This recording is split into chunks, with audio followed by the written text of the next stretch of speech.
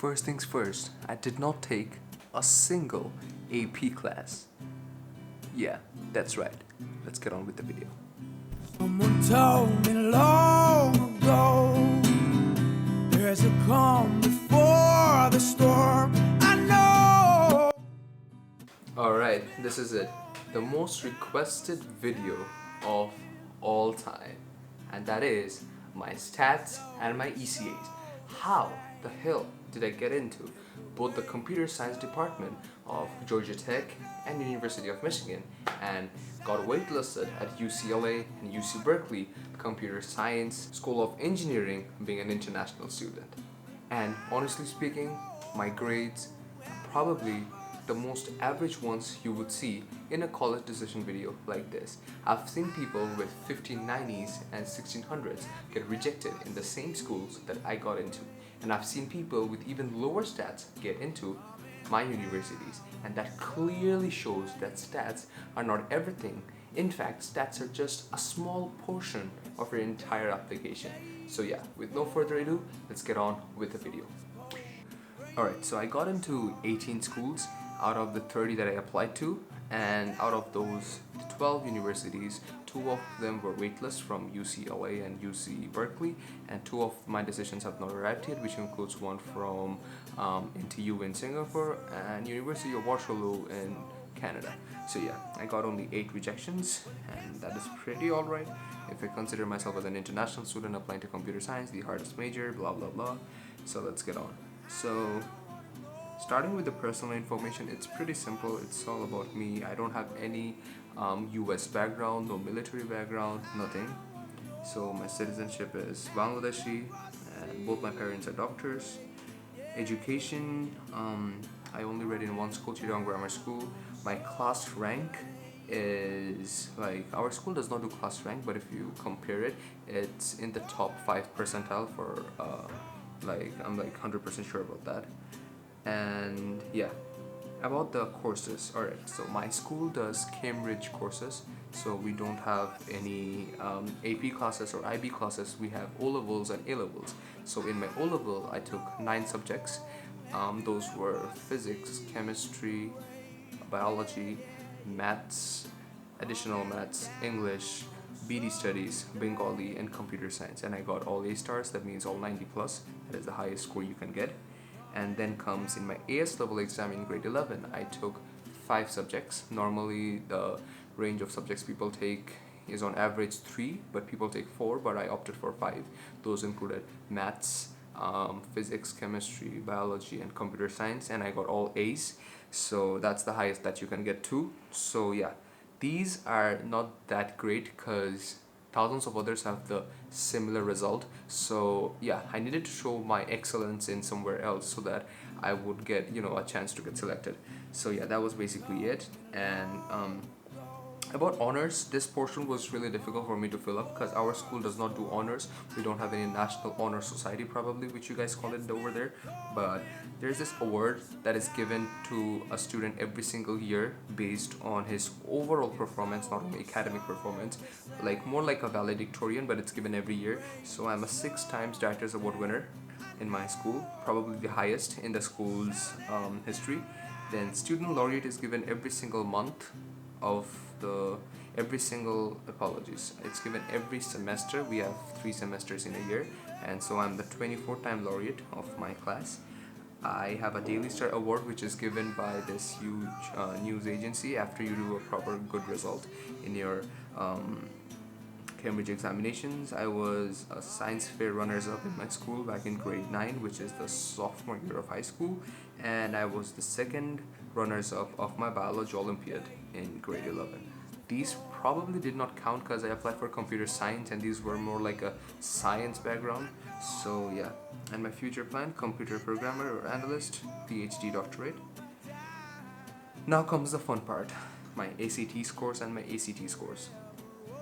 Alright, I did not take any, and I remind you, I did not take any ACT. I applied only with the SAT I took once. I took it twice, but the second result I couldn't show it to most of the universities because I had already applied by then. So I got into both Georgia Tech and University of Michigan by this SAT scores. So in my mathematics section I had a 780, and in my reading and writing I had a 660, so that is a 1440, and in my essay I got an 18, and 18 is divided into 7, 6 and 5. So yeah, man, I only took it once, as I said, and my later on the score rose to around 1460, but I couldn't show it, as I said. So yeah, that's what I'm saying. I saw this guy's video and he got a 1590 and he got rejected from Georgia Tech. So yeah, that was a bummer, and he applied in the LSA course, which is easier to get in than the engineering course, and so you guys can understand that stats are not everything. In my subject test I got a total of 2200 out of 2400. I got a 780 in maths 1, 710 in physics, and 710 in chemistry. Probably the lowest you could ever get. Because yeah, I took the IELTS exam because I'm not an English native speaker, and I'm sorry if you guys don't understand this English, but yeah. So I got an 8 in the IELTS exam out of 9. That included 8.5 listening, 8 reading, 7 writing, and 8.5 speaking. I took it once only. And now comes the part which actually helped me get into these universities: extracurricular activities. Now, reminding you guys that I had to fill up a lot of portals, which included the Canadian portal, it included the Common App, it included the MIT portal, and also the UC portal. So my extracurriculars were different, but this is the one which is the main one. So it revolved around all these activities, alright? So the first one is I'm a founder and CEO of Rise of Youth Community Bangladesh, RYCB. So it is basically a community organization that I started around 3 years ago. So we have done campaigns on dengue, hand wash, climate change, volunteered at an autism school, and our work was featured on the Daily Star, which was the newspaper that actually gave us awards, and also on a news channel. And I had to give a couple of interviews to a lot of places, and now this organization works in around 11 different countries, and we got volunteers in a lot of places. We have published magazines, which are like the Reader's Digest, where we take in articles of people and publish it just for the sake of humanity. So yeah, and next, I'm the Vice President of the Chittagong Grammar School Model United Nations Club. So I've been to over 15 MUNs and I have over 17 awards. I've been to the Harvard MUN in Boston and also the NTU MUN in Singapore, in both of which I was the group leader, and I led a team of 10 to 12 people, dealt with everything prior to and during the conference. So yeah.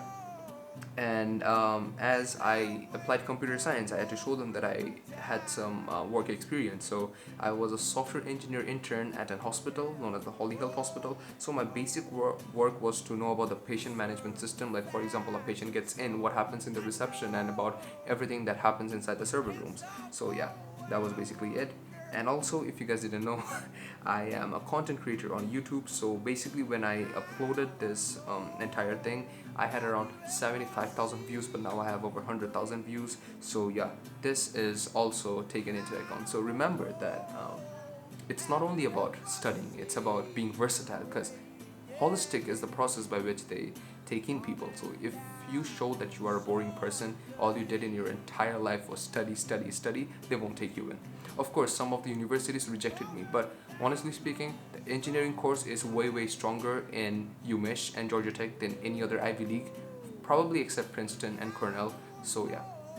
So then I'm a singer and a songwriter, and I play the traditional pump organ, piano and guitar in various ceremonies inside and outside the school, and I relied on YouTube for learning, so it's basically self-taught. I learned Tagore and classical songs for around 7 years. So yeah, I've been to a lot of stages and performed across the country. And after that we have the Commonwealth Essay Competition. So there's this Commonwealth Essay Competition, and I participated in 4 years, and I got 3 medals, 1 gold, 1 silver, and 1 bronze. So you basically write about the given topic and they give you a medal. It's similar to Olympiads, where you have to work on a particular subject, but over here it's basically based on writing rather than studying. And as I said, I'm not more of a geek, so I relied on these things for survival. And also our school hosts Duke of Edinburgh Community Service project, so I have a bronze, silver, and a gold. So yeah, basically we engage in survival trips, we engage in helping the community by going to public schools every single week, and yeah, that was basically it. And about sports, I also do a couple of sports, but that's not like the rigorous footballs that you guys play in the field. So I play badminton, chess, and a bit of table tennis. So I just put them down because I just try to show them that I was versatile, and it's not about winning, but it's about participating. But I did have a couple of certificates about chess. Most of them were online. And yeah, I also did Olympiads, regional, and I went to national in the physics and biology Olympiad where I stood 16th and 3rd respectively.